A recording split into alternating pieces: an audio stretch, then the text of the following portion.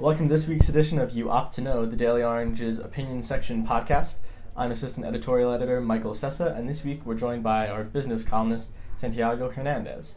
Hey, thanks for having me. I really appreciate it. Yeah. So tonight we're going to talk about Senator Elizabeth Warren's plan to break up big tech companies.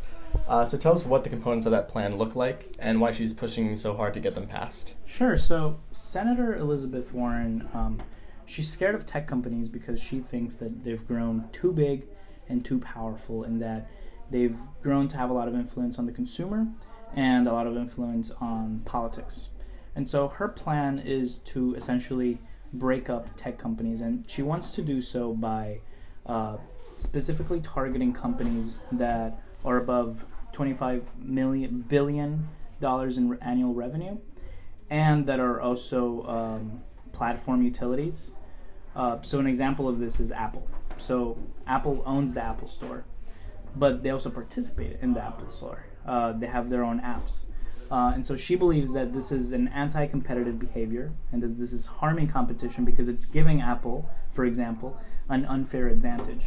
And so her plan is to designate these companies as platform utilities and essentially break them up. And so the Apple Store would have to be broken up from the rest of the Apple ecosystem. Another example of this is that the Google search engine would have to be broken up from the rest of the Apple company, or rather the Alphabet company, and each of the different divisions of Google would have to become different companies. So you think that the plan is flawed. Oh, why do you think that? Yeah, so it's certainly a step in the right direction, but the problem with her plan is that it's a structural change, and this is unlikely to have any positive effect. This is because each company has a totally different business model. There's many different ways in which these tech companies can perform anti-competitive behavior. And if you make a structural change, you're putting a one-size-fits-all model to these companies. And like I said, there's many ways for these companies to get around that. Ultimately, the answer to this is to focus on the behavior of these companies, not their structure, but their behavior. Senator Elizabeth Warren is wrong in that there's a problem with these tech companies becoming so big. It's pretty normal for tech companies to become big because it's an information industry. It's a consumer-based industry. It's normal. It's also normal for companies to acquire other companies. That's just the life and death of different technologies.